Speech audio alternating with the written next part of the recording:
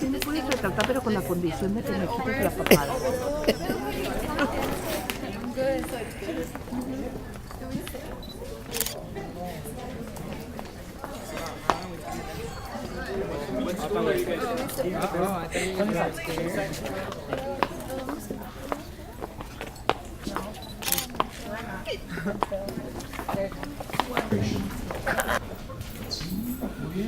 I know you can't wait to see our future Pima students perform.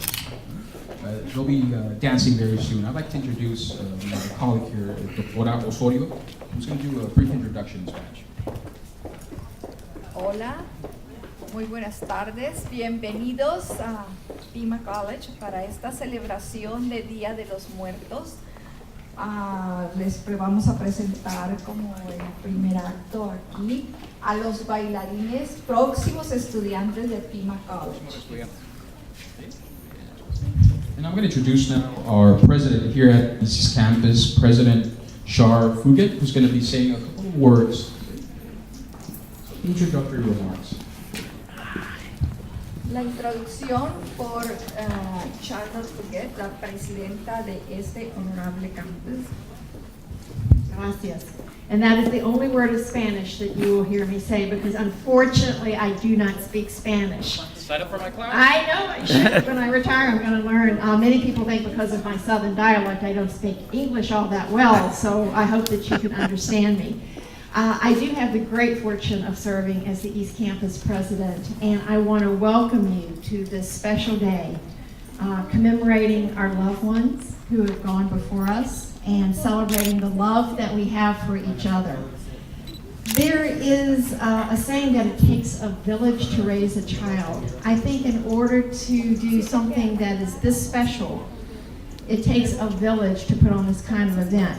We're so fortunate to have our co-host here today, the Folklorio Ballet from Sunnyside. Welcome, thank you for joining us. We have sister campuses, especially Desert Vista and Downtown Campus, who have a number of faculty and staff who have devoted themselves to this special event. We have a number of our own departments, Student Services, Student Life, our cashier's office, who have helped put this on. But without hesitation, the most pivotal person in making this event happen is our own Dr. Luby Nuenos. Luby, thank you so much. Thank you so much. So I hope you have a wonderful time with us, enjoying the dancing, enjoying each other's company. And I want to thank you all for making the time to be at East Campus for this truly special event. Thank you all.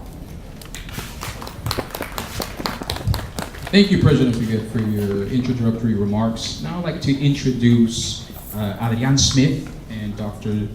Darla Zervis, who's going to give us a little bit of background on the cultural heritage of this very important day that's been declared by the UNESCO as patrimony, as cultural heritage for all of humanity. Aquí tenemos al joven que nos va a hacer una introducción al significado de esta fecha que ha sido declarada Patrimonio Universal de la Humanidad por UNESCO. Mr. Smith? The Day of the Dead is a unique festival that's the result of 16th century contact between Mesoamerica and Europe. Conceptually, it's a hybrid owing its origins to both pre-Hispanic Aztec philosophy, religion, and medieval European ritual practice. Ceremonies held during the Aztec summer months were mainly focused on the celebration of the dead. These were held under supernatural direction of the goddess Mictecacihuatl. Both children and dead ancestors were remembered and celebrated. It was also during this month that the Aztecs commemorated fallen warriors. According to Diego Duran, a 16th century Spanish priest, the Aztecs would bring offerings of food to altars in honor of the dead. They would also place small clay images that were supposed to represent the deceased on these same altars. When the Spaniards arrived in the 16th century, they brought the Christian holiday of All Souls Day with them. This was a Roman Catholic holy day commemorating the dead in general, as well as baptized Christians who were believed to be in purgatory. Spanish priests were quick to see a correlation between the Aztec and Christian celebrations, so they moved the Aztec festival from summer to fall so that it coincided with All Souls' Day. This was done in the hopes that the Aztec holiday, which the Spaniards considered to be pagan, would be transformed into an acceptable Christian holiday. The result of this cultural blending is an event where modern Mexicanos celebrate their ancestors during the first 2 days of November rather than at the beginning of summer. While this modern festival has Christian components, it still maintains its indigenous Native American ones. Across Mexico, activities associated with Day of the Dead are fairly consistent from place to place. On the first day, families visit the graves of their relatives. During this time, they decorate the gravesite with flowers, earth, and candles. They also hold a kind of picnic at the gravesite where they interact socially among themselves and with other families and community members who are all gathered at the cemetery. The stories that are exchanged by the families often feature other people who are also buried in the same cemetery. In this way, Day of the Dead acts as a method of social cohesion between different groups of people. Folks gathered around the graves are there not only to celebrate their ancestors, but to celebrate the role that those ancestors played in a larger community. The meals prepared for these picnics include tamales and pan de muerto, a special bread in the shape of a person. Many people believe that it's good luck to be the one who bites into the plastic toy skeleton hidden by the baker in each rounded loaf. Sweets are also included in the feast. These include cookies, chocolate, and sugar skulls. Friends and family members exchange gifts consisting of sugar skeletons or other items with a death-related iconography. Oftentimes, a gift is more prized if the skull or skeleton has one's own name written on it with icing. As in the case of pan de muerto, when the celebrant takes a bite out of the skull, the person symbolically takes a bite out of death, and thereby inoculates themselves against the fear of death. Decoration is not restricted to grave sites. Oftentimes, people set up home altars dedicated to the same relatives. These are profusely decorated with flowers, primarily yellow and orange marigolds and chrysanthemums. These were called cempasúchil and are a clear holdover from pre-Columbian times. For the Aztecs, the color yellow referenced the autumn, a season when nature begins to die. The arc, or arco, that forms a semi-halo at the top of the altar is symbolic of the path taken across the heavens by the dead. As in the case of the gravesides, home altars also adorned with religious amulets and food offerings. The foods chosen are generally those that the deceased enjoyed during his or her life. This can run the range from different kinds of fruit to cigarettes and alcoholic beverages. Mezcal is a favorite. All in all, the altar represents a recognition of the cycle of life and death that is part of the human existence. There is some slight variation in how Day of the Dead is observed in Mexico. For instance, its celebration in large cities like Oaxaca leans more toward the secular than the sacred. Also, foodstuffs and altar construction are logically enough dependent upon the natural resources of the area. Nonetheless, what seems to be maintained throughout is the remembrance of the dead and the celebration of the continuity of life in the community. I'm the Vice President of Instruction here. I was joking this morning that Luby asked me to read this in Spanish. And so since I've gotten here, I've been telling Luby I need to practice Spanish with her. And so this is my big chance. So if it's not perfect, this is my practice. So here we go. Dos de las celebraciones más importantes de México se realizan en el mes de noviembre.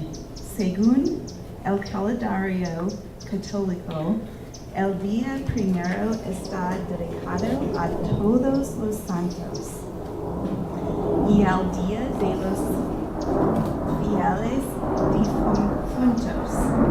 En estas dos fechas se llevan a cabo los rituales para rendir culto a los antepasados.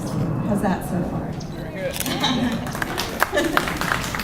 Es el tiempo en que las almas de parientes fallecidos regresan a casa para convivir con los familiares vivos y para nutrirse de la esencia del alimento que se les ofrecen en los altares domésticos.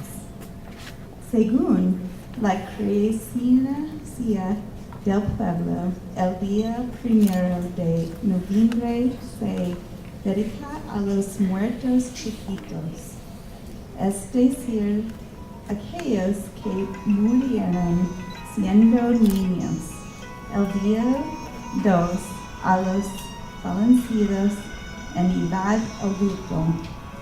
El ritual del Día de los Muertos conlleva una enorme trascendencia popular. Su celebración comprende muy diversos aspectos, desde los filosóficos hasta los materiales. La celebración de todos los santos y fieles difuntos se ha mezclado con conmemoración del Día de Muertos, que los indígenas fastan desde los tiempos prehispánicos. Los antiguos mexicanos y mexicas, mixtecas, texcomunos, zapotecas, totonacas y otros pueblos originarios de nuestro país trasladaron la veneración de sus muertos al calendario cristiano. Antes del llegando de los españoles, dicha celebración se realizaba en el mes de agosto, coincidía con el final del ciclo agrícola del maíz, calabaza, garbanzo y frijol. Los productos cosechados de la tierra eran parte de ofrenda. Los fieles difuntos en la tradición occidental y ha sido un acto de luto y oración para de descansar en paz los muertos. Y al ser tocada esta fecha por la tradición indígena, se ha convertido en fiesta, en carnaval de orgullos, gustas, amores, en el que los vivos de los muertos conviven, se tocan en la remembranza. So the takeaway lesson, ladies and gentlemen, is not to confuse Dia de los Muertos, Day of the Dead, with Halloween. It has a very strong spiritual element. Ha sido una explicación excelente que nos dieron el señor Smith y nuestra vicepresidenta Darla. Y vamos a tener nuestro siguiente número. And I'd like to introduce Dr. Luby Luanes, who's going to be doing an offering to the altar. Dr. Luanes? La doctora Juárez va a hacer una ofrenda al altar.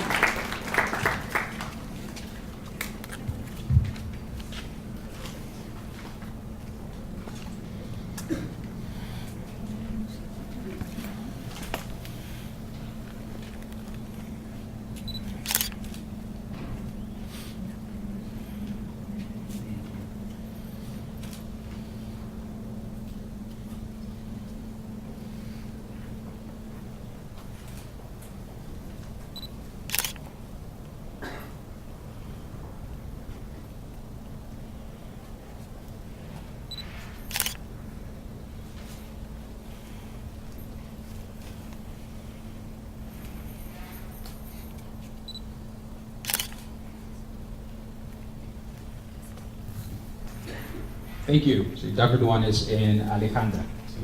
And again, the offering was for the 4 cardinal points, for the 4 winds. La ofrenda fue hecha a los 4 puntos cardinales, a los 4 vientos. Gracias, doctora.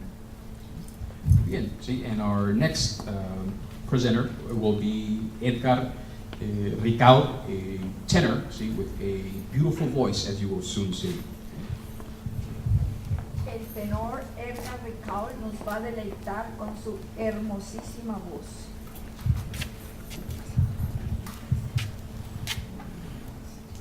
It's called Amor Eterno. I think a lot of people know this piece, so if you want to join me and sing, you're all invited.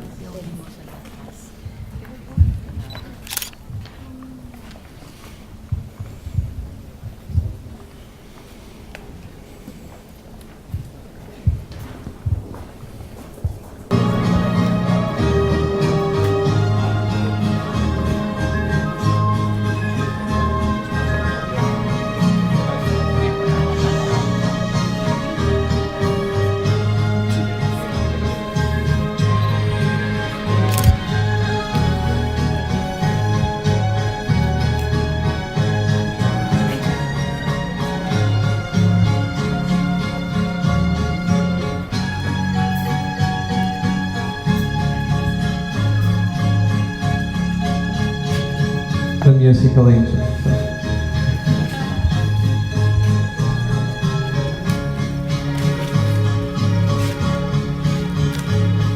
Tú eres la tristeza de mis ojos, que lloran en silencio por tu adiós.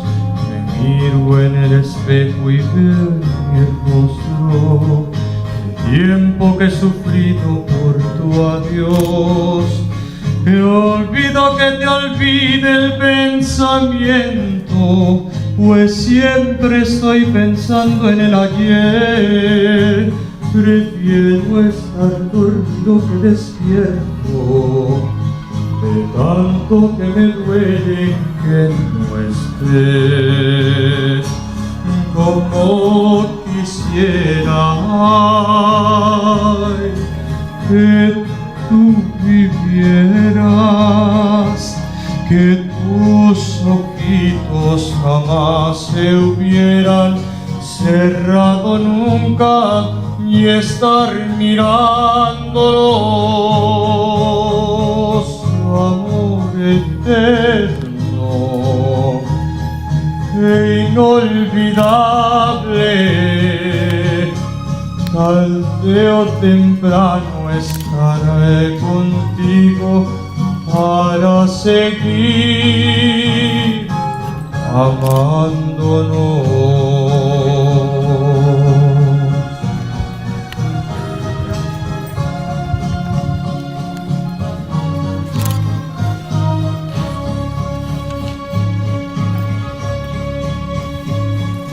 Yo he sufrido tanto por tu ausencia, desde ese día hasta hoy no soy feliz.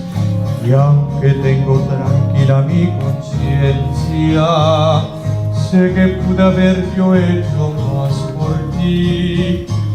Oscura soledad estoy viviendo, la misma soledad de tu sepulcro. Tú eres el amor del cual yo tengo el más triste recuerdo de Acapulco. Como quisiera que tú vivieras, que tus ojitos jamás se hubieran cerrado nunca y estar mirándolos. Amor eterno e inolvidable, tarde o temprano estaré contigo para seguir amándolos.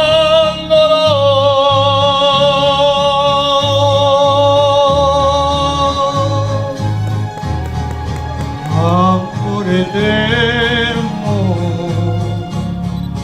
La, ra, ra, ra, ra, ra, ra, ra, ra, ra, ra.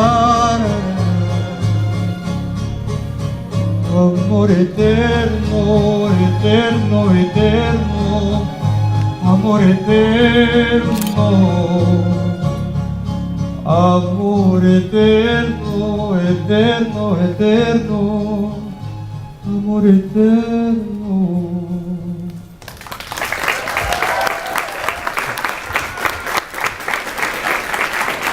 Thank you, Edgar. Wasn't that wonderful? See that beautiful tenor voice. Will be performing in an opera stage very soon. So write down his name, Edgar Ricardo. Now for our next presentation, we have the Diablitos from Sunnyside, who are going to perform a beautiful dance, as you will soon see. Próximo acto serán los Diablitos de Sunnyside y va a ser algo realmente excepcional que todos van a disfrutar muchísimo.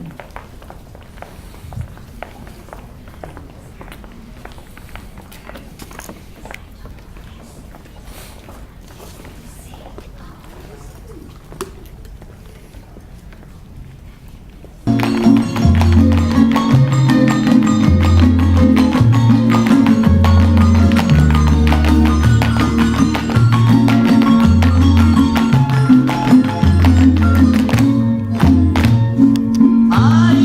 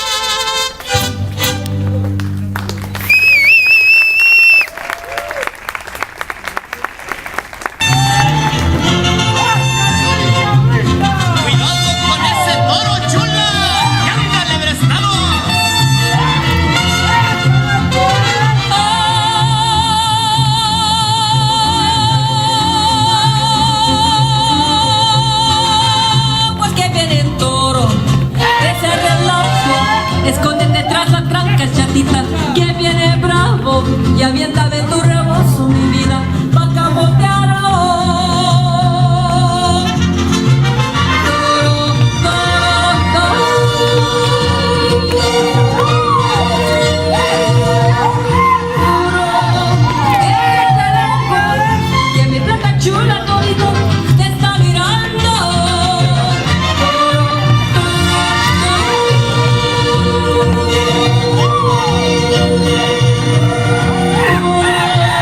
Corre relajo, ya te está quitando todito lo alebrestado.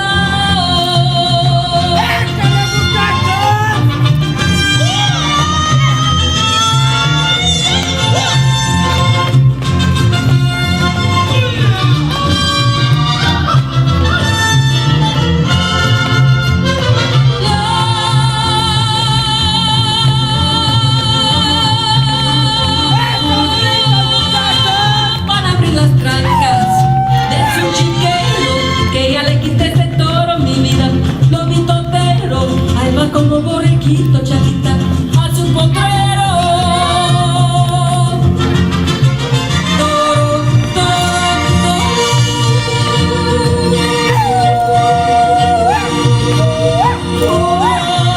Entra del arco, que mi fleca chula, todito me está mirando.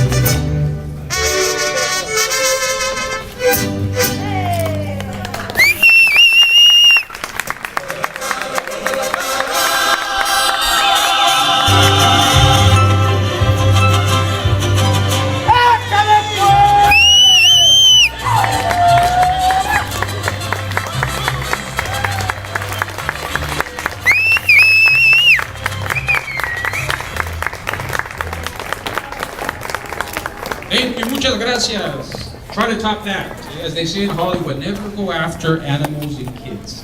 Okay, thank you, Diablitos. And we also like to thank Mr. Baca, who brings the Diablitos year after year after year. Thank you. Muchas gracias.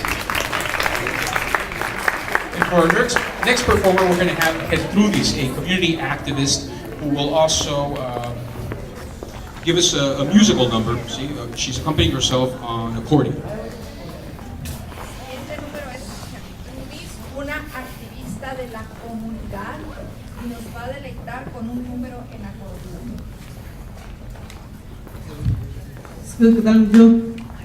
Good afternoon, my name is Gertie Lopez, and I'm a member of the Tonaoctli Nation. Tonaoctli means desert people in our language, and I'm also the proud leader of Gertie and the Tio Boys. We play Tonaoctli Waida music, and I've been participating in this event for many years. I used to be a student at Pima College, Desert Vista, with Lube Nuanez, and Lube was, I didn't know that all the cultures, a lot of cultures do the same thing as we did, as feeding the ghost. And I just came from my home village, which is 10 miles south of Casa Grande, and we did our feeding last night. And thank you to Lube for putting this thing together and inviting everybody out here. Thank you, Gertie.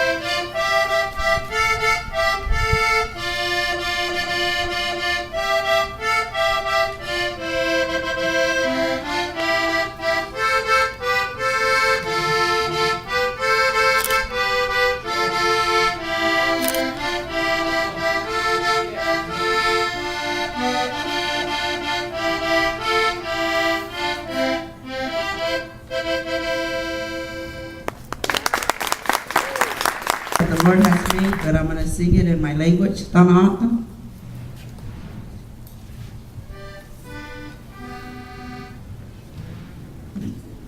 Ida watash, matak Josh nato, si huk juri, si suki. Ida watash, matak Josh nato, si huk juri, si suki. Ida watash, matak Josh nato. Ida watash, matak Josh nato, si huk juri, si suki.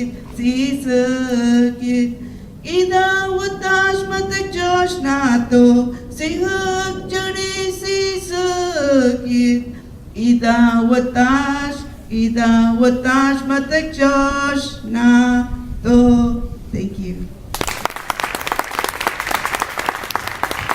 Thank you very much, Gertie, for helping us make this a truly diverse cultural experience. See, living up to the syncretic history of Dia de los Muertos, which is, again, as they said earlier, it's a blending of different cultures.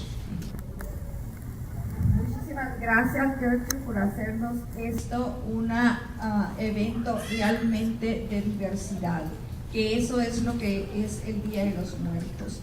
una a mixture of cultures, culturas, un sincretismo de culturas, exactamente.